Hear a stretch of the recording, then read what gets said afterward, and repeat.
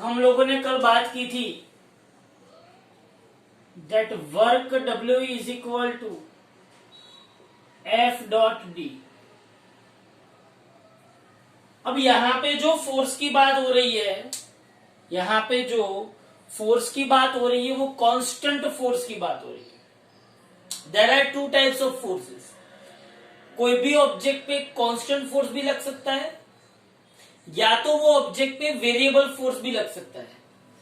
अगर ऑब्जेक्ट पे variable force लगता है तो हमें उस फोर्स की वजह से, उस वेरिएबल फोर्स की वजह से जो स्मॉल अमाउंट ऑफ वर्क होता है, वो स्मॉल अमाउंट ऑफ वर्क जहां से स्टार्ट किया और जहां तक पहुंचा, ऐसे छोटे छोटे छोटे छोटे छोटे छोटे स्मॉल अमाउंट ऑफ वर्क का इंटीग्रेशन करके हमें टोटल वर्क ढूंढना होता है। वो हम लोग एक्सरसाइज के 20 नंबर के न्यूमेरिकल के अंदर देखेंगे। पहले हम कल का जो पोर्शन था work is equal to F dot d, उसके बेस पे एग्जाम्पल नंबर 1 देख लेते हैं। ध्यान से देखो एग्जाम्पल 1 क्या है। एग्जाम्पल 1 के अंदर आप लोगों को फोर्स दिया है 3i plus 4j minus 5k। Force F is equal to 3i plus 4j minus 5k and displacement आपको दिया हुआ, डिस्प्लेसमेंट वेक्टर या तो डिस्प्लेसमेंट वेक्टर आपको d दिया हुआ है, डिस्प्लेसमेंट वेक्टर आपको d दिया हुआ है 5i plus 4j plus 3k। 5i plus 4j plus 3k ये वर्क फोर्स है और ये डिस्प्लेसमेंट वेक्टर है। अब ये फोर्स एंड डिस्प्लेसमेंट वेक्टर है, तो मुझे वर्क अगर ढूंढना है तो work W is equal to मैं लिख सकता हूं F डॉट डी। बोलो लिख सकता हूं कि नहीं? अगर W इज इक्वल टू मैं F डॉट डी लिख सकता हूं तो W इज इक्वल F मतलब क्या है 3i plus 4j minus 5k dot D क्या है 5i plus 4j plus 3k। क्या यहां पे वर्क का मैं इक्वेशन लिख के मैं यहां पे डॉट प्रोडक्ट कर सकता हूं? डॉट प्रोडक्ट मतलब x कंपोनेंट के साथ x कंपोनेंट का डॉट प्रोडक्ट, मतलब कि x के साथ अगर मैं x का डॉट प्रोडक्ट लेता हूं, ध्यान से समझना,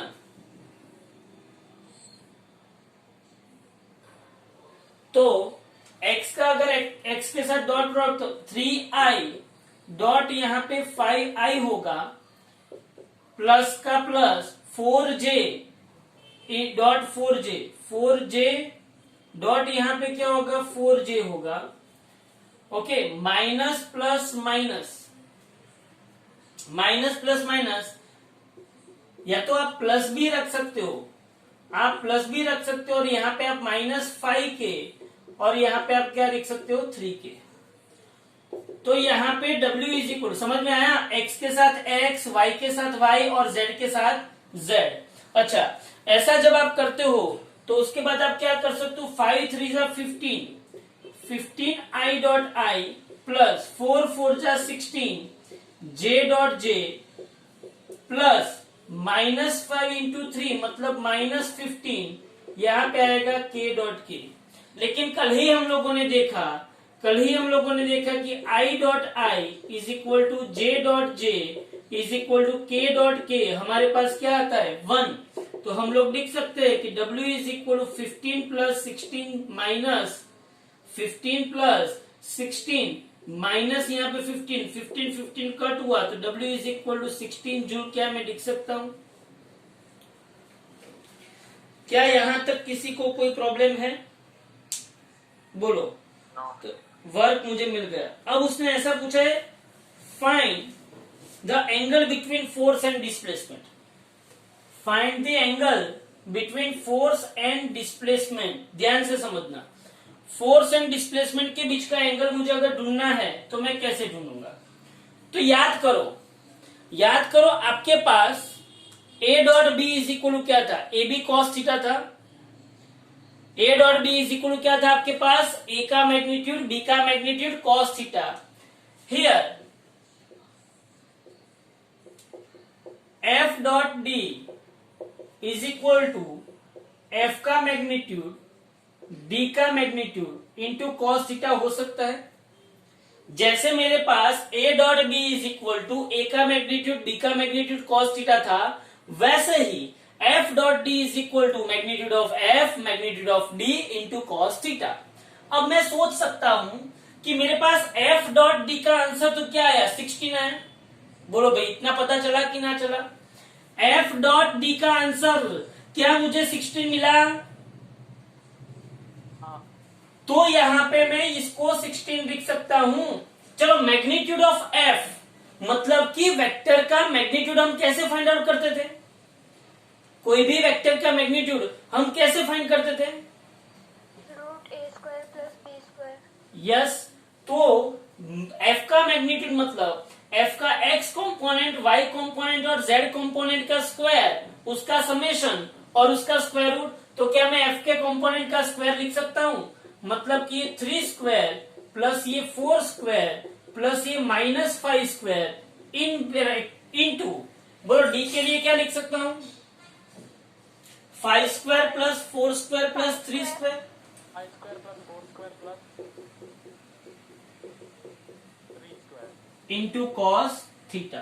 चलो तो यहाँ पे 16 का 16 रहेगा, 3 का स्क्वायर 9, 4 का स्क्वायर 16 -5 का स्क्वायर तो +5 होगा 25।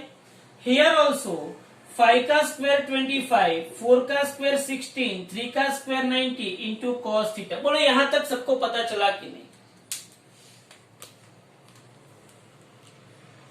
आगे बढ़ते हैं। यहां पे ये 16 आया, 16 इज इक्वल टू 25 + 9। या तो एक काम करो, 16 + 9 25, 25 + 25 √50। Similarly 16 + 9 25, 25 + 25 √50 into cos theta. तो यहाँ पे 16 is equal to 50 cos theta आया, तो मुझे यहाँ पे cos theta is equal to 16 divided by 50 मिला। Is that clear? मुझे क्या ढूंढना है? मुझे थीटा ढूंढना है। अब प्रॉब्लम क्या है, जो अपना लॉग टेबल होता है, क्या होता है लॉग टेबल, जो आप लोगों को एग्जाम में दिया जाएगा, उसमें सिर्फ natural sine and natural tangent उसका ही टेबल होगा। नेचुरल कोसाइन का टेबल होगा नहीं। तो मुझे जो कोसाइन फंक्शन है उसको मुझे किस में कन्वर्ट करना पड़ेगा? साइन फंक्शन में। किसी को आइडिया है मैं कैसे कर सकता हूं? क्या मैं ऐसा कर सकता हूं? sin² theta plus cos² theta is equal to 1। क्या 10th में ये पढ़े हो? sin² theta plus cos² theta is equal to 1। तो क्या मैं sin² theta is equal to 1 - cos² theta लिख सकता हूं? और मैं उसका स्क्वायर रूट निकालूंगा, तो यहाँ पे 1 - cos² थीटा, तो यहाँ पे sin theta is equal to क्या यहाँ पे 1 - ये 16/50 का स्क्वायर आएगा। चलो इसको सॉल्व करो। 16/50 का स्क्वायर इसको सॉल्व करना हो तो मैं कैसे कर सकता हूं? बोले 50 का स्क्वायर यहाँ पे आएगा, 50 का स्क्वायर माइनस 16 का स्क्वायर डिवाइडेड बाय 50 का स्क्वायर। बोलो यहां तक सबको पता चला कि नहीं चला?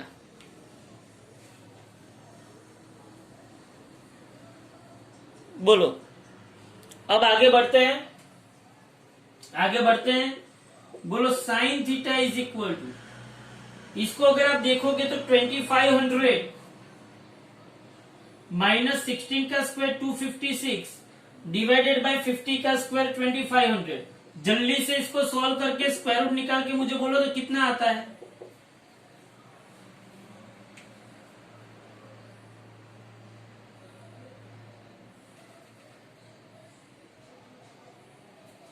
बोलो।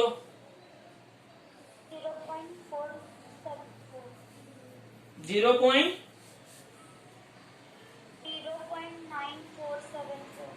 0.9474 समथिंग।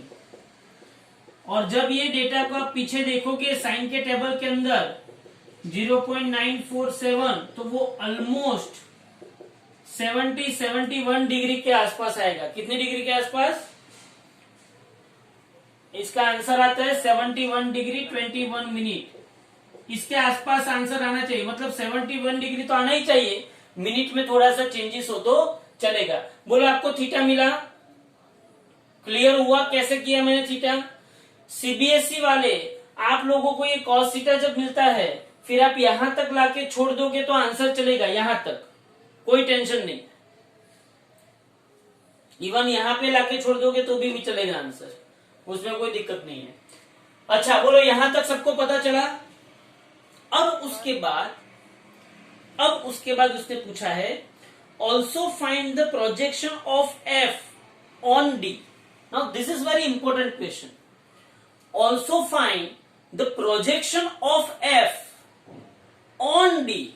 समझना ध्यान से, इसका मतलब ये हुआ कि अगर ये डी है और अगर ये एफ है, हाँ ये डी है और ये एफ है, तो एफ और डी के बीच का एंगल कितना है, थीटा है। तो एफ का डी के ऊपर प्रोजेक्शन कितना होगा। तो मैं अगर देखने जाऊं तो ये जो प्रोजेक्शन हुआ एफ का डी पे, क्या मैं इसको एफ कॉस थीटा लिख सकता हूं। एफ है और डी है, दोनों के बीच का एंगल कितना है, थीटा है। तो समझना ध्यान से, एफ और डी के बीच का एंगल थीटा है, तो एफ का डी के ऊपर, एफ का एक कंपोनेंट डी के ऊपर कौन सा आएगा, F cos theta. This is known as projection of F on D. क्या projection of vector F on vector D is nothing but F cos theta. F कितना है मेरे पास, एफ मतलब एफ का मैग्नीट्यूड। बोलो एफ का मैग्नीट्यूड मेरे पास √50 है। हाँ। तो एफ का मैग्नीट्यूड मेरे पास आया √50, और क्या कॉस थीटा मेरे पास 16/50 है। तो मैंने यहाँ पे कॉस थीटा लिखा 16/50, तो ये 60 √50 कट हो जाएंगे, तो यहाँ पे आंसर आएगा 16/√50। बोलो यहां तक सबको पता चला कि नहीं चला। और इसका यूनिट क्या आएगा, न्यूटन, क्योंकि ये एफ का कंपोनेंट है। बोलो ये न्यूमेरिकल में कोई प्रॉब्लम।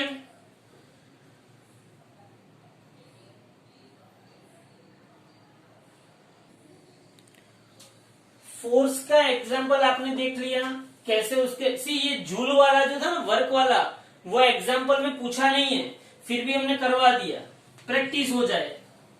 एग्जांपल में सिर्फ एंगल पूछा है और projection of F on D पूछा है, फिर भी हमने करवा दिया है प्रैक्टिस के लिए। ओके चलो यहां पे देखते हैं।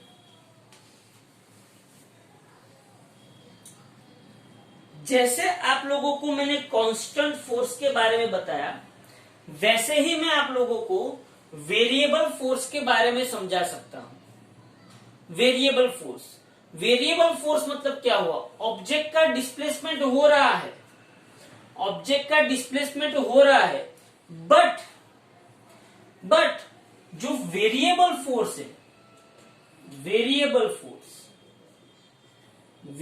फोर्स मतलब उस फोर्स का मैग्नीट्यूड एक्स के साथ, एक्स मतलब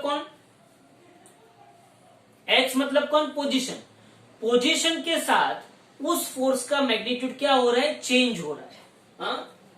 the magnitude of force, the magnitude of force is changing with respect to position. This is known as variable force. Variable force, it is a function of position.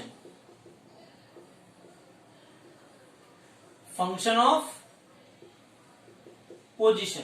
X की value change होगी, किसकी value change होगी, x की value change होगी, तो force की value भी क्या होगी, चेंज होगी। उसको क्या बोलते हैं, वेरिएबल फोर्स बोलते हैं। अगर आपको आगे का जो एग्जांपल था उसमें हमने कांस्टेंट फोर्स के बारे में बात की। अगर आपको वेरिएबल फोर्स जब दिया गया हो, तब हम क्या करेंगे? तो जब वेरिएबल फोर्स दिया गया है तब उस केस के अंदर मैं न्यूमेरिकल सॉल्व करने के स्टेप्स बताता हूं। Find the small amount of work, small amount of work done for displacement dx, for small displacement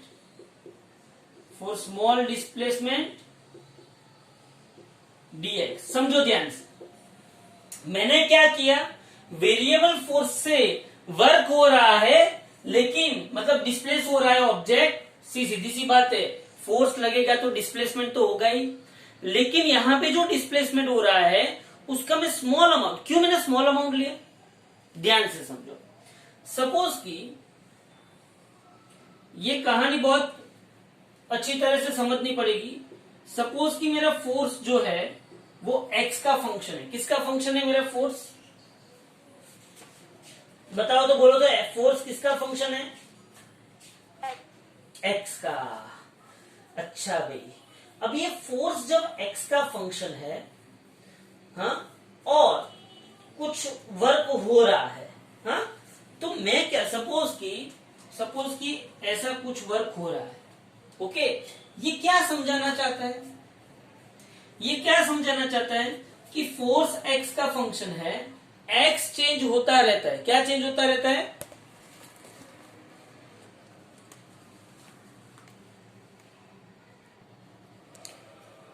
तो यहां पे एक्स चेंज होता है, साथ में फोर्स भी चेंज होता है। ऐसा कुछ आपको वर्क मतलब फोर्स वर्सेस पोजीशन का ग्राफ दिया। अब मैं क्या करूंगा, इसका एक स्मॉल डिस्प्लेसमेंट लूंगा। ये स्मॉल डिस्प्लेसमेंट मैंने क्या लिया? dx। बोलो यहां तक पता चला सबको? अब मुझे ये बात बताओ कि मेरे पास तो वर्क का इक्वेशन कौन सा है? वर्क इज इक्वल टू, मेरे पास क्या है, फोर्स मल्टीप्लाइड बाय डिस्प्लेसमेंट, और वो भी यहाँ पे कौन सा फोर्स होना चाहिए? Constant force. कौन सा फोर्स होना चाहिए यहाँ पे? Constant force. तो क्या मैं इसको देख के ऐसा बोल सकता हूं कि इतने डिस्प्लेसमेंट के लिए, समझना ध्यान से, इतने से डिस्प्लेसमेंट के लिए क्या मेरा फोर्स ऑलमोस्ट कांस्टेंट है? बोलो, इतने से स्मॉल डिस्प्लेसमेंट के लिए यहां पे जो मेरा फोर्स है वो ऑलमोस्ट क्या है? Constant force. पहले यहां पे देखो, यहां पे तो फोर्स वेराई कर रहा है, चेंज हो रहा है ना, हाँ, लेकिन इतने से मैं यहां पे भी ऐसा कुछ कर सकता हूं। देखो, इतने से डिस्प्लेसमेंट के लिए, चलो मैं इतना सा डिस्प्लेसमेंट लिया, क्या इतने से डिस्प्लेसमेंट के लिए मैंने फोर्स को कांस्टेंट बता सकता हूं? तो for small amount of displacement, for small amount of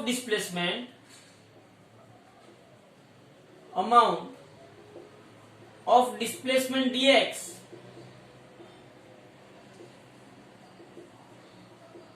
we can consider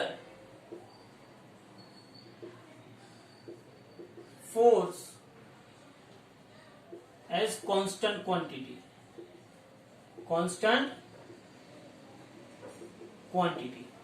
तो work done for displacement dx by force F is, क्या मैं dw is equal to F dx लिख सकता हूं? क्या मैं dw इज इक्वल टू क्या लिख सकता हूं? क्या लिख सकता हूं? F dx सी dw, मतलब कि इतना सा डिस्प्लेसमेंट करने के लिए कितना वर्क आया? F dx वर्क आया। हाँ, अब देखो, क्या मैं ये इस पूरे ग्राफ को ऐसे छोटे छोटे छोटे छोटे छोटे छोटे छोटे छोटे छोटे छोटे छोटे छोटे छोटे छोटे छोटे छोटे छोटे छोटे ऐसे इनफाइनाइट स्मॉल पार्ट में कट कर सकता हूं? हाँ, तो इसके लिए सपोज की इसके लिए वर्क डन होगा डेल्टा W1, इसके लिए वर्क डन होगा डेल्टा W2, इसके लिए वर्क डन होगा डेल्टा W3, इसके लिए वर्क डन होगा डेल्टा W4। ऐसे इनफाइनाइट नंबर ऑफ वर्क मुझे मिलेंगे। हाँ, तो यहां से लेके यहां तक, मतलब कि total work W is equal to, क्या मैं इंस्टाग्राम ऑफ DW कर सकता हूं? अरे भाई हाँ के ना तो बोलो। Yes, sir. तो W इज इक्वल टू मैं लिख सकता हूं इंस्टाग्राम ऑफ FDX। बोलो क्लियर हुआ कि नहीं? कब ये यूज करना है? बोलो कब यूज करना है ये? जब फोर्स वेरिएबल हो तब। छोटी सी थियरी है, बहुत कुछ इंपॉर्टेंट नहीं है इस थियरी का, लेकिन आपको समझ में आना चाहिए कि फोर्स हम दो प्रकार के लेंगे, एक कांस्टेंट और एक वेरिएबल। चलो इतना पता चला। हाँ, अब आ जाओ एक्सरसाइज के 20 पे। एक्सरसाइज का 20 नंबर का सम।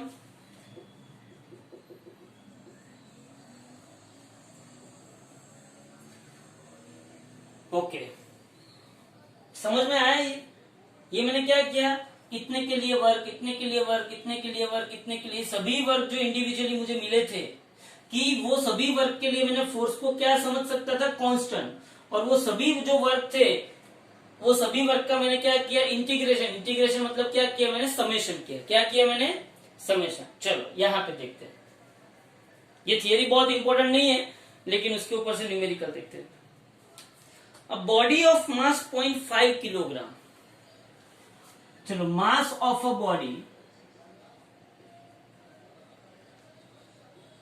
m is equal to 0.5 kilogram. ध्यान से सुनना, mass of a body m is equal to 0.5 kilogram,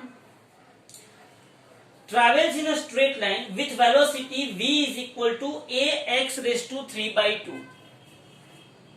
Velocity of